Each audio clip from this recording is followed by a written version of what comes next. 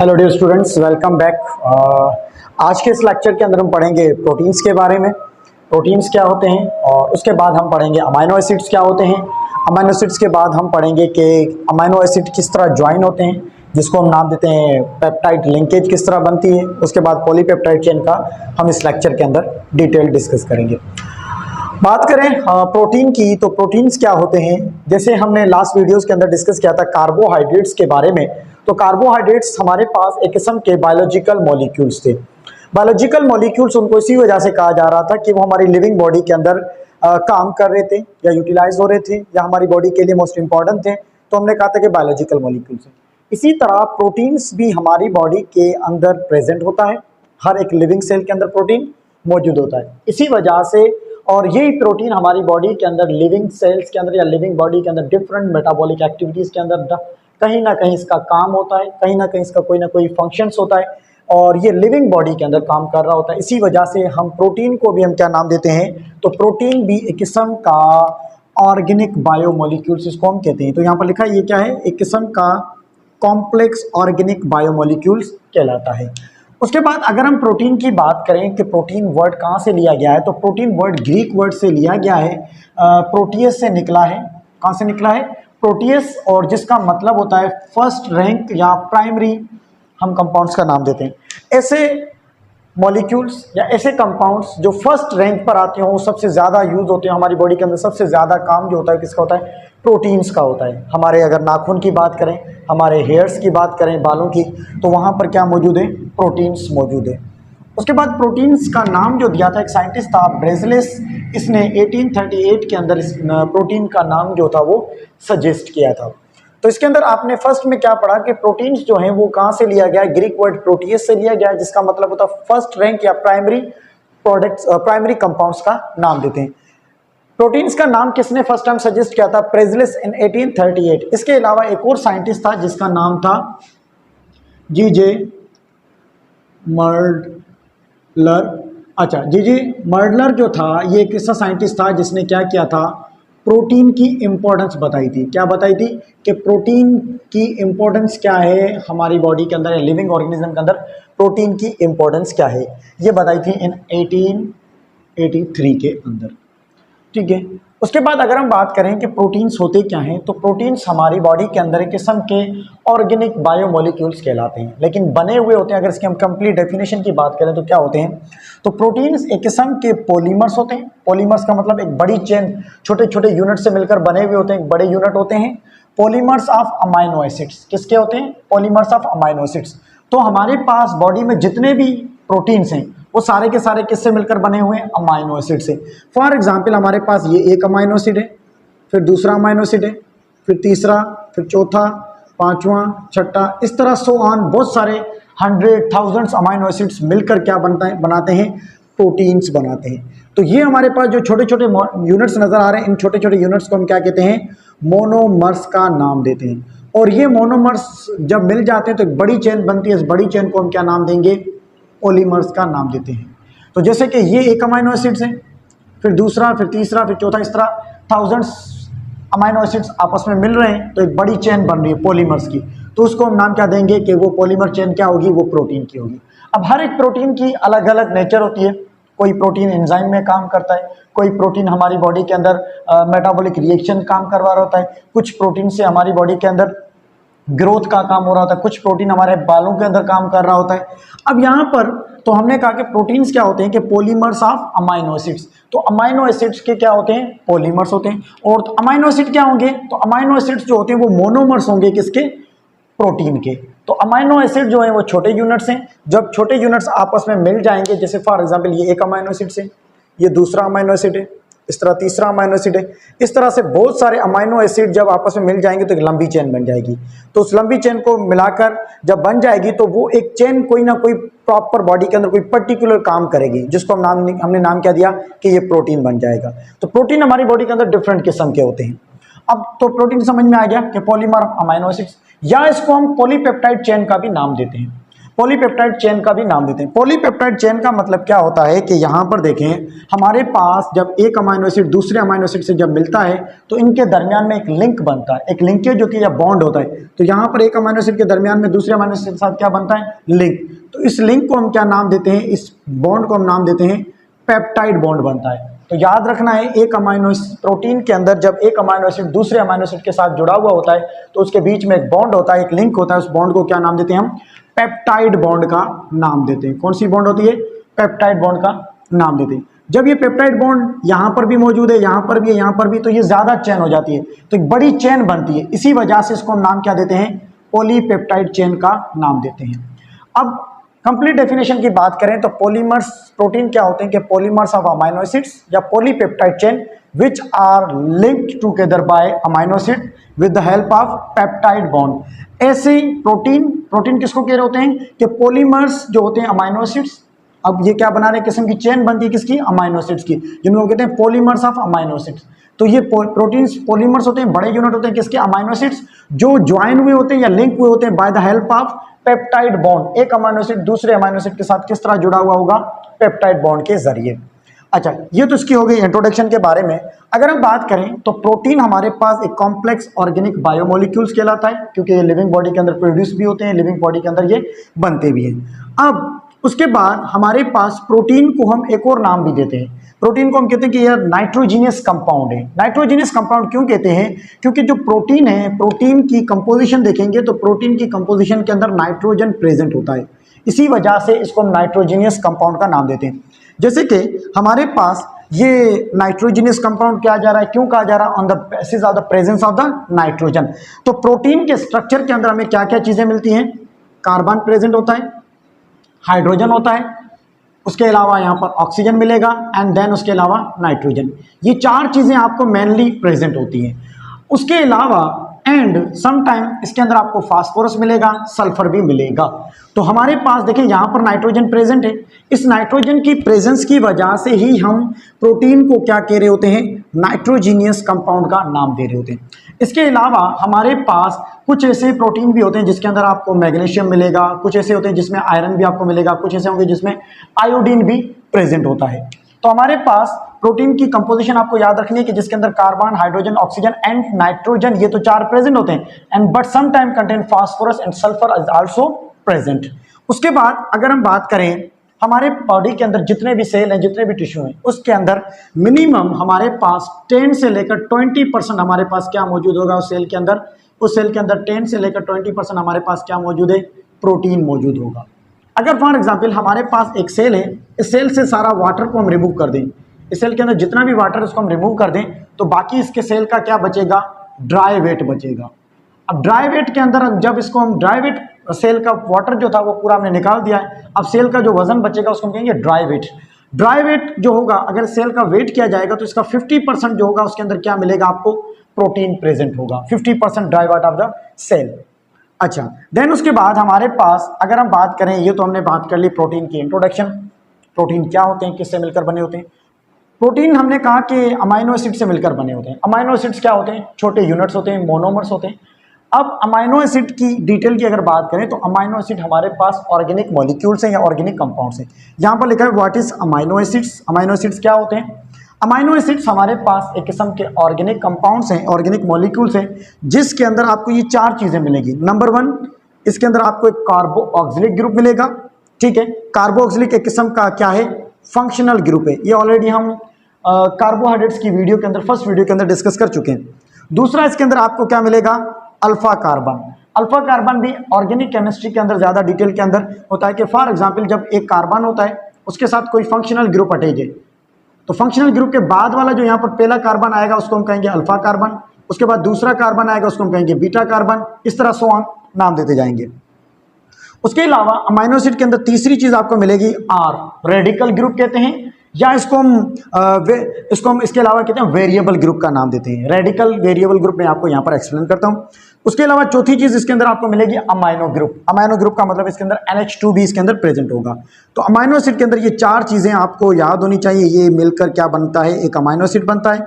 और फर्दर ये जब एक अमाइनो एसिड बन जाता है तो फिर दूसरा अमाइनो एसिड बनता है, फिर तीसरा, इस तरह से 4-5 अमाइनो एसिड मिलकर आगे चेन बनती है 100 तक की, तो जिसको हम कहते हैं प्रोटीन की चेन बन गई है। तो प्रोटीन हम उसको नाम दे रहे होते हैं। अब अगर बात करें अमाइनो एसिड्स, तो हमारी बॉडी के अंदर या ह्यूमन बींग से लेकर वायरस तक, कहाँ तक, ह्यूमन बींग से लेकर वायरस तक हमारी बॉडी के अंदर 20 बेसिक अमाइनो एसिड्स काम करते हैं। कितने?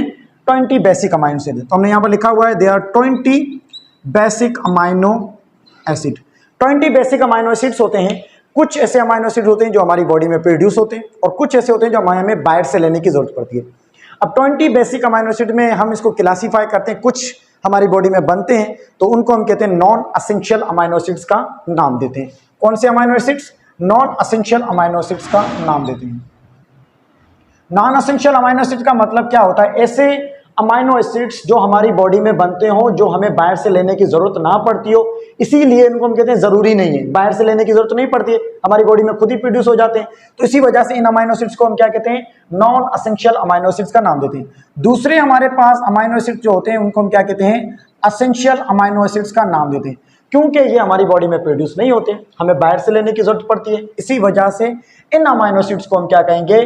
असेंशियल अमाइनो एसिड्स का नाम देते हैं। नॉन असेंशियल और असेंशियल अमाइनो एसिड्स हमारे को हम मिलाकर कितने कहते हैं? 20 बेसिक अमाइनो एसिड्स होते हैं जो मिलकर हमारी बॉडी के अंदर डिफरेंट टाइप के प्रोटीन बने हुए। तो हमारी बॉडी में जितने भी प्रोटीन्स हैं, हर प्रोटीन के अंदर कोई ना कोई अमाइनो एसिड लाजमी प्रेजेंट होगा। हर प्रोटीन की चेन के अंदर आपको डिफरेंट 20 बेसिक अमाइनो एसिड लाजमी आपको मिलेंगे।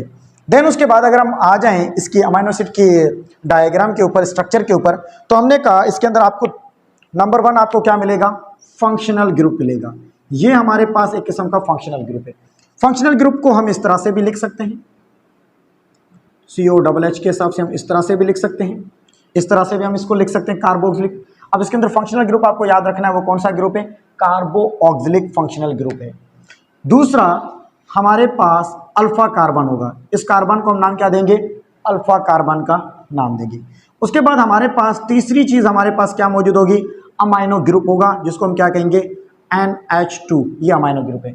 और चौथी चीज हमारे पास होगी अल्काइल ग्रुप, इसको हम रेडिकल का नाम देंगे या इसको हम कहेंगे वेरिएबल ग्रुप का नाम देंगे। अब देखें हमारे पास कार्बन की वैलेंसी होती है 4, तो 4 बॉन्ड यहाँ पर बने हुए हैं। देखें एक इसके साथ बॉन्ड बना हुआ है, दूसरा यहाँ पर बॉन्ड बनेगा, तीसरा यहाँ पर बना हुआ है और चौथा यहाँ पर बॉन्ड बना, 4 बॉन्ड बने हुए हैं। अब इस R को हम क्या नाम देते हैं? रेडिकल का नाम देते हैं, या इसको हम कहते हैं वेरिएबल ग्रुप, क्योंकि जितने भी प्रोटीन होंगे हमारी बॉडी में वो किससे मिलकर बने? अमाइनो एसिड से।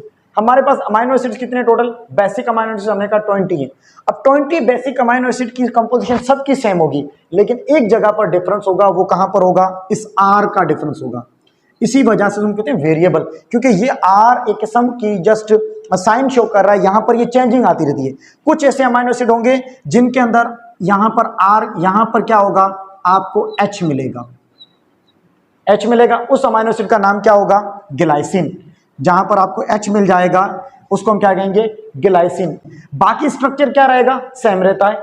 अमाइनो एसिड की जो नाम चेंज होते हैं, कंपोजिशन चेंज होती है, तो सिर्फ इस R की वजह से, इसको हमने नाम क्या दिया था? वेरिएबल ग्रुप की वजह से। अब यहाँ पर ग्लाइसिन के अंदर यहाँ पर H आ गया, तो R की जगह पर हमने H दे दिया, तो यहाँ पर इसका अमाइनो एसिड का नाम क्या बन गया? ग्लाइसिन बन गया। अगर इस H की जगह पर हम एक और कोई और चीज़ ऐड कर दें, जैसे कि हम CH2OH ऐड कर दें, तो फिर अब इस अमाइनो एसिड का नाम चेंज हो जाएगा। अब ये पूरे अमाइनो एसिड का नाम क्या हो जाएगा? सीरीन हो जाएगा। देन उसके बाद अगर आप यहाँ पर इसको चेंज कर दें, CH3 हो जाएगा, तो उसको हम कहेंगे एलेनाइन।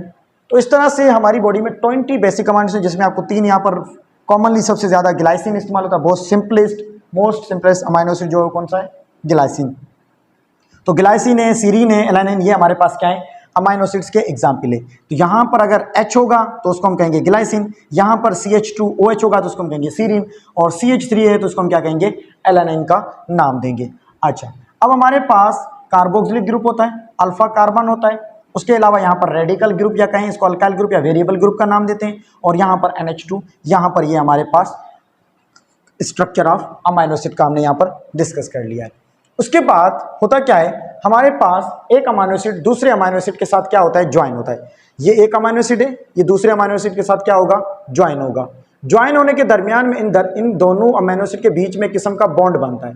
उन बॉन्ड को हम क्या कहेंगे, पेप्टाइड बॉन्ड का नाम देते हैं। तो जब दो अमीनो एसिड मिल जाएंगे तो उसको कहेंगे डाइपेप्टाइड, और तीन मिल जाएंगे तो उसको हम क्या कहेंगे, ट्राइपेप्टाइड। इसी तरह 4 टेट्रापेप्टाइड। अब इसी को अभी हम डायग्राम से यहाँ पर समझते हैं कि किस तरह ये आपस में अमीनो एसिड लिंक होते हैं। अच्छा, अब यहाँ पर देखें कि हमारे पास लिंकेज ऑफ अमीनो एसिड किस तरह होती है। अमीनो एसिड किस तरह हमारे पास ज्वाइन होते हैं, जिसकी मदद से आगे जाकर क्या बनता है, प्रोटीन की चेन बनती है।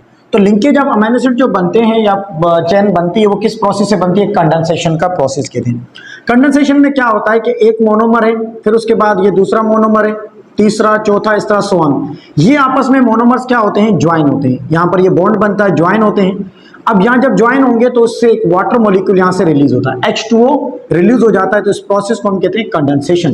तो अमीनो एसिड जो लिंक होते हैं वो किस प्रोसेस से होते हैं, ज्वाइन जो होते हैं वो कंडेंसेशन के प्रोसेस होते हैं। जैसे हमारे पास ये एक अमीनो एसिड है, ये हमारे पास एक अमीनो एसिड है, उसके बाद हमारे पास यहाँ पर दूसरा अमीनो एसिड है। हमने इनके नाम नहीं लिखे, जैसे अल्काइल ग्रुप या वेरिएबल ग्रुप रख दिया है। कोई भी अमीनो एसिड हो सकता है, फॉर एग्जांपल XYZ जो भी है। हमारे पास एक अमीनो एसिड है, ये दूसरा अमीनो एसिड है। अब होगा क्या, हमारे पास ये दो अमीनो एसिड आपस में ज्वाइन होंगे। कहाँ से ज्वाइन होंगे, क्या होगा कि फर्स्ट वाला जो अमीनो एसिड है हमारे पास, ये फर्स्ट वाला अमीनो एसिड, और ये कौन सा है, सेकंड वाला अमीनो। हमेशा फर्स्ट वाला जो अमीनो एसिड होगा उसका कनेक्शन जो होगा वो किसके साथ लिंक करेगा, वो इस कार्बोक्सिलिक ग्रुप से लिंक होगा। किसके साथ, इस अमीनो ग्रुप के साथ, NH2 ग्रुप के साथ। तो अमीनो ग्रुप से क्या आएगा, हाइड्रोजन आएगा, और इस कार्बोक्सिलिक ग्रुप से क्या आएगा, OH ग्रुप आएगा। तो यहाँ से जब OH ग्रुप बॉन्ड बनाएगा इससे, और ये वाटर मॉलिक्यूल क्या होगा, यहाँ से बाहर रिलीज हो जाएगा, H2O बन जाएगा। ये वाटर मॉलिक्यूल रिलीज हो जाएगा। अब ये वाटर मॉलिक्यूल जब रिलीज हो जाएगा तो हमने इसको हटा दिया, और यहाँ पर क्या बन जाएगा, इनके दरमियान में ये बॉन्ड बन गया। अब इस बॉन्ड को हम नाम क्या दे देंगे, इस बॉन्ड को हम नाम क्या देंगे, पेप्टाइड बॉन्ड का नाम देंगे। तो अब हमारे पास ये क्या बन गया, डाइपेप्टाइड बन गया। अब ये हमारे पास क्या बन गया, डाइपेप्टाइड। डाइपेप्टाइड क्यों कह रहे हैं, क्योंकि दो अमीनो एसिड यहाँ पर ज्वाइन होंगे। इसी तरह हमेशा हमारे पास यहाँ पर थर्ड अमीनो एसिड ज्वाइन होगा, फिर उसके बाद फोर्थ अमीनो एसिड ज्वाइन होगा। 3 अमीनो एसिड होंगे तो उसको हम क्या कहेंगे, ट्राई पेप्टाइड का नाम देंगे। 4 होंगे तो हम उसको टेट्रा कहेंगे, सो ऑन। इस तरह ये ऐड होते जाएंगे, सेम इसी पैटर्न से। लेकिन आपको याद रखना है हमेशा जो आगे वाला फर्स्ट अमीनो एसिड, जैसे ये फर्स्ट है तो इसके सामने ये इसका कार्बोक्सिलिक ग्रुप का OH आएगा, और इसका क्या आएगा, हाइड्रोजन आएगा। इसी तरह जब आगे इसको जो इसके साथ हमेशा जो ज्वाइन होगा फर्स्ट अमीनो एसिड, जो दूसरा नेक्स्ट अमीनो एसिड जो ज्वाइन होगा वो इसके कार्बोक्सिलिक OH ग्रुप के सामने ऐड होगा। ठीक है, तो इस तरह से ये चेन बनती जाएगी। तो 2 होंगे तो डाइपेप्टाइड, 3 होंगे तो ट्राइपेप्टाइड। सर लंबी चेन होगी तो उसको हम क्या कहेंगे, पॉलीपेप्टाइड चेन का नाम देंगे। तो प्रोटीन्स जो बने हुए होते हैं वो लंबी चेन से मिलकर बने होते हैं। पॉलीपेप्टाइड मोर देन, ज़्यादा तो लार्जर साइज के होते हैं, mostly more than 100 peptide chain के मिले होते हैं, लेकिन कुछ होते हैं स्मॉलर होते हैं, बेलो 100 से। अच्छा, अब देखिए हमारे पास जो प्रोटीन बॉडी के अंदर बनता है वो डायरेक्टली ऐसे नहीं है कि एक अमीनो एसिड आया, दूसरा अमीनो एसिड आया, आपस में मिल गए। इनको इंस्ट्रक्शन दी जाती है बॉडी के अंदर, इनको हमारी बॉडी से किस्म के सिग्नल आते हैं, जब जाकर ये अमीनो एसिड जो होते हैं खुद को आपस में मिलाते हैं। मिलने के बाद क्या होता है, प्रोटीन प्रोड्यूस हो जाता है। अब देखिए हमारे पास हमारी बॉडी के अंदर एक होता है DNA, हमारे पास मौजूद होता है। ये हमारे पास बॉडी के अंदर क्या होता है, DNA। इस DNA से एक RNA बनता है। इस DNA से क्या होगा, इसके सामने एक स्ट्रैंड बनता है, हम कहते हैं ये RNA बन जाता है। इस RNA को हम कहते हैं mRNA। ये क्या होता है, मैसेंजर RNA। इस मैसेंजर RNA में किस्म की इंफॉर्मेशन होती है कि कौन सा प्रोटीन आपको बनाना है, कि कौन सा अमीनो एसिड आपको लेना है। जैसे कि ये अमीनो एसिड X है, उसके बाद अमीनो एसिड Y है, फिर Z है, फिर A अमीनो एसिड है, फिर B अमीनो एसिड है। तो ये अमीनो एसिड की जो सीक्वेंस होगी कि भाई पहले A लेना है या B लेना है या पहले X लेना है। हो सकता है कि अब देखें अमीनो एसिड है ना, पहले अमीनो एसिड में X हो, फिर दूसरे अमीनो एसिड में Y ले लें, फिर तीसरे अमीनो एसिड में A ले लें, फिर चौथे में Z ले लें। इस तरह से जो ये अमीनो एसिड की जो सीक्वेंस है कि इस तरह से ये प्रोटीन की चेन बनेगी, वो ऑलरेडी कौन डिटरमाइन करता है, DNA डिटरमाइन करता है। और उसको मैसेज की फॉर्म में कौन लेकर आता है, mRNA। और ये mRNA आकर राइबोसोम के ऊपर काम करता है, राइबोसोम्स के ऊपर आकर काम करता है यहाँ पर। और राइबोसोम्स क्या करते हैं, प्रोटीन बनाते हैं। तो यहाँ से राइबोसोम यहाँ से अमाइनो एसिड को लेते जाएंगे, बहुत सारे अमाइनो एसिड पड़े हुए हैं, और लेते जाते जाएंगे, इस तरह बॉन्ड बनता जाएगा और ये प्रोटीन की चेन बनती जाएगी।